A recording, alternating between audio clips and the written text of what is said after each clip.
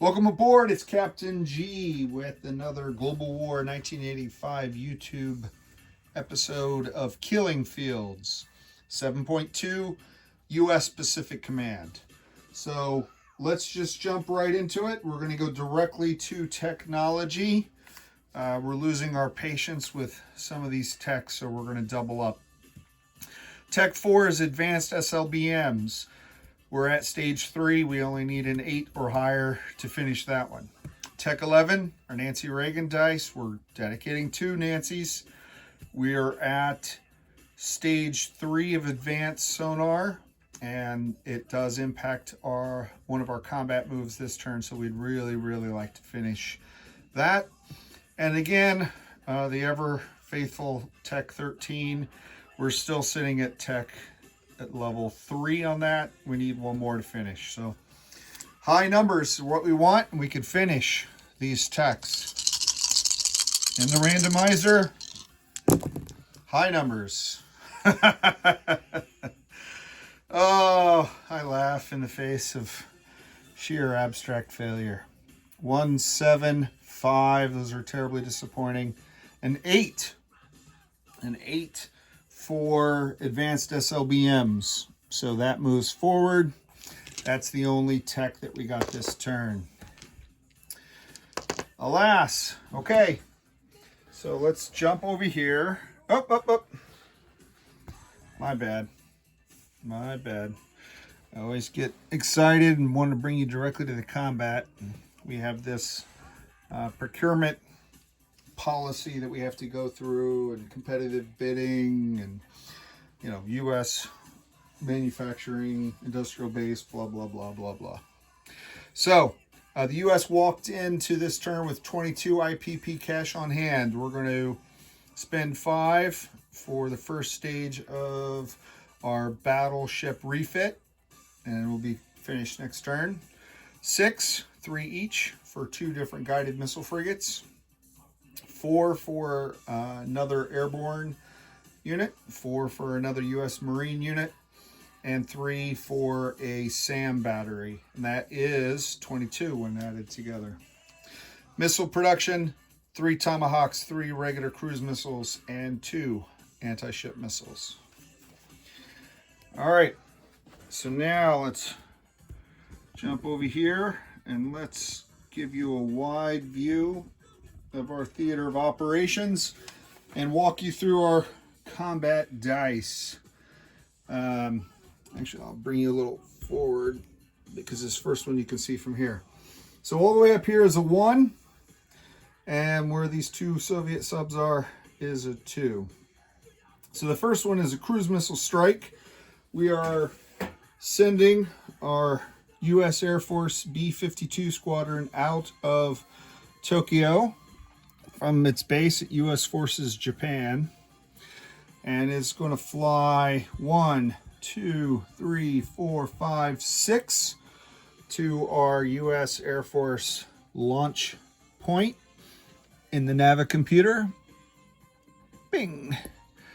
And it's going to fire those cruise missiles 1, 2. Why are we going all the way up that far?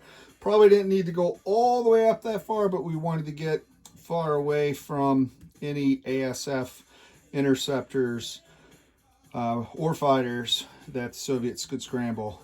So safe than sorry. Always make sure you're out of the way. So since this is an air cav, which is an upgraded infantry, which we saw happen on the Soviet turn, they are subject to being destroyed by these cruise missiles, and there is no defense, no SAM battery defending it. So hopefully that will work. Now, down here, I'll back you up a little bit because we are not sending everything we wanted to send because of the lack of advanced sonar. But we are going to send, and yes, hidden down here from P-38, diesel electric, moving 1, 2, 3. 2 Los Angeles class nuclear attack boats, 1, 2, 3. We are also sending out of the 7th Fleet off Guam a destroyer, 1, 2, 3. And we are dispatching from U.S. Forces Japan at the Naval Air Station the Coyote Air Wing S3 Viking that flew there, I think, from Queensland last turn. And this squadron will move in non-combat. Was unable to move him because I could not move a frigate with sub detection because of the advanced sonar failure. So that's it. Those are the combat movements that involve rolling dice.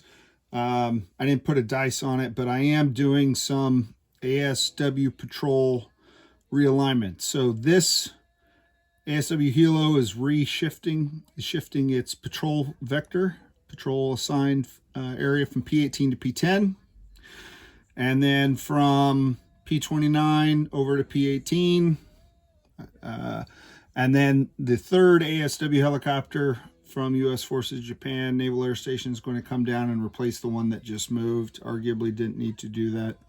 P29. So I'm reestablishing these 3 sea zones. Okay, so let's roll some dice.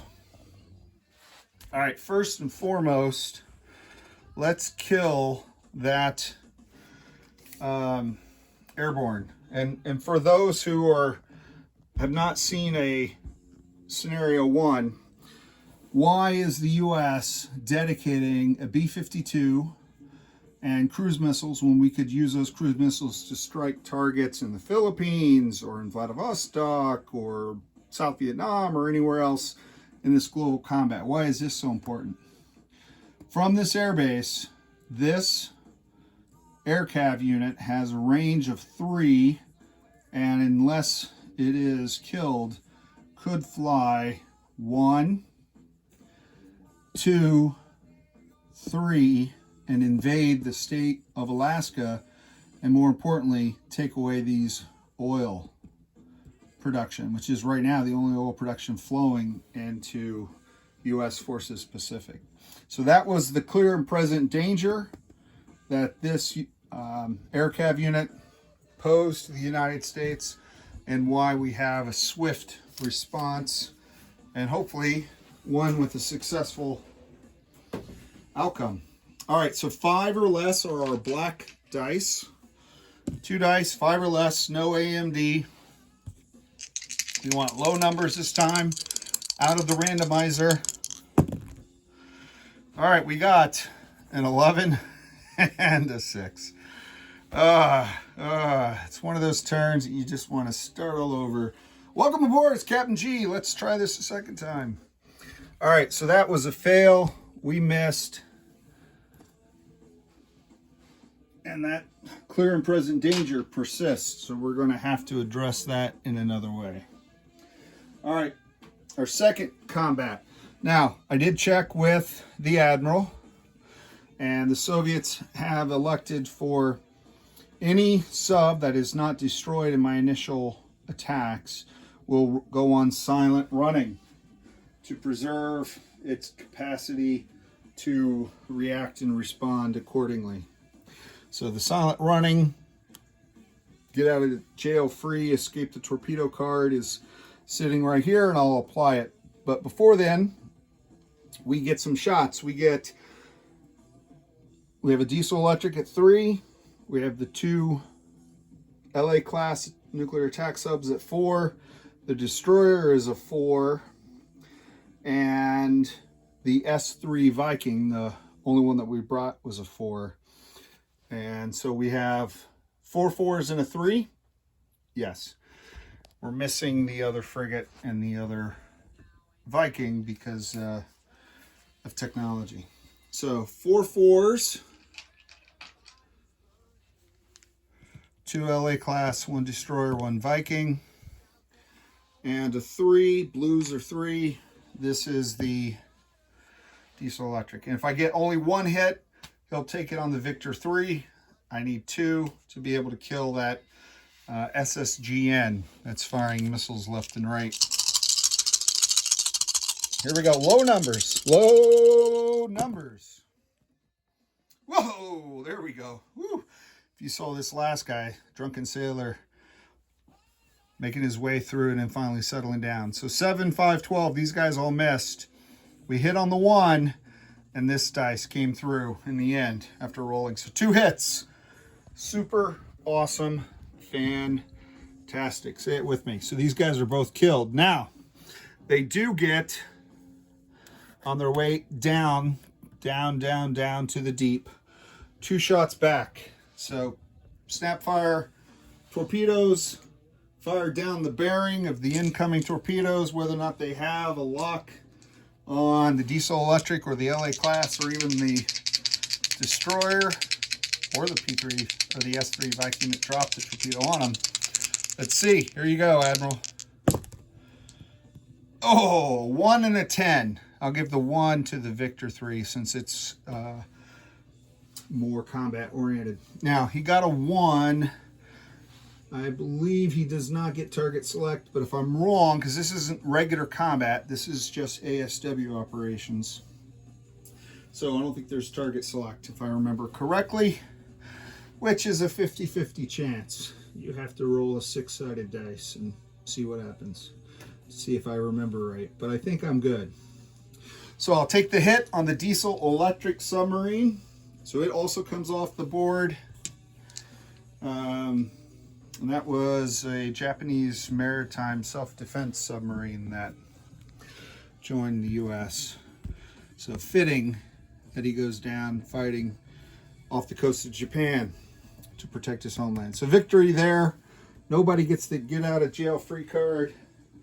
Soviet scourge is wiped from the map. All right, so that completes our combat. We did our ASW reassignments, we did our Air Force failed launch, and we did our successful Navy combat. Let's go directly to non-combat, shall we?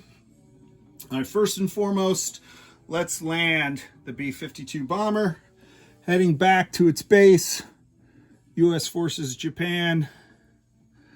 Thank you very much, B-52.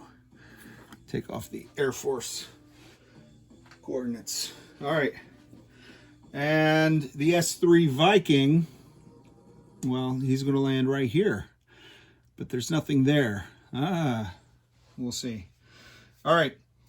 Airlift. I have the light infantry in Guam.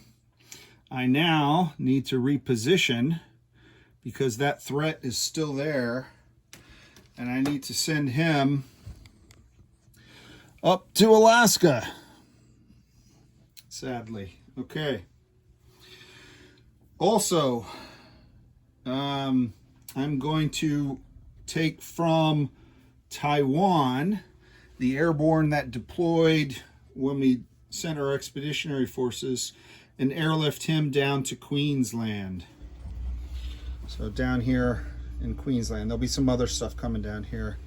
So just so you know what's going on. Queensland down Australia. So that's the 2 airlifts. I have 1 left, but I'm not using it. No sea lifts. The F-15 in Guam. This air superiority fighter is moving up. So between the F-15 air superiority fighter and that light infantry, we should be able to ward off any attacking helicopter by itself. And if he adds more, we'll add more, right? All right, what else? The P3 Orion, which the crews have enjoyed time in Hawaii. They're now going forward deployed. This is an air rebasing. He's also going to U.S. Forces Japan, and he'll be operating off of the island. Now, the difference between the P3 Orion and the S3 Viking, the Orion can detect and attack and prosecute any sub contacts that they find. These guys can attack only if paired with a unit that can detect. So that's why I couldn't send this other Viking by himself. And he was out of range. But now he's not, because now he's in Japan. All right, so from the 7th Fleet, which is this task force card, but before I move the ships, the fleet is here. So I'm going to send from the Constellation Coyote Air Wing, the Top Gun Naval ASF Squadron, moving from P-38, a range of 1, 2, 3, 4, down to Queensland, where there's a naval air station, and they'll be able to operate in defense of our Australian cousins. The other Coyote Squadron on the Constellation will also move up 1, 2, 3, 4 and land on Sapporo Island, where it can use that naval air station. You see that? Yeah, there you go. To interdict any Soviet air movements. And then finally, from the Payback Air Wing off of the USS America, the Top Gun Naval ASF Squadron will move up 1, 2, 3 to U.S. Forces Japan, Tokyo, at the Naval Air Station there, and work with those Marine Corps AV-8Bs to provide a long distance air superiority and interdiction threat. And then the last regular movement, the next to last regular movement. These mechs are going to pull back into Tokyo with the SAM, and what that does is that allows me to double my SAM coverage to protect from any future missile strikes from our Soviets, who fired lots of missiles and took out a Marine last time, and we want to avoid that. So I'm not leaving those mechs without SAM coverage. So we're moving it all back to Tokyo. Okay. Now the final movement, non-combat, the 7th Fleet, we're going to collect these helicopters. They're going to go back to the card, end their ASW patrol, as well as now this one's going to end the patrol. The ship's going to move up to this sea zone, and he's going to join them en route as they go through. So he'll be the Payback Squadron, okay? So the 7th Fleet moved from P-38. They moved from P-38, 1, 2, 3, 4.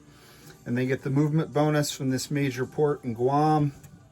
Provides a +1. And that allows them to move here, which is outside of the Soviet sphere of strategic interest. And what is the Soviet sphere of strategic interest, you might ask?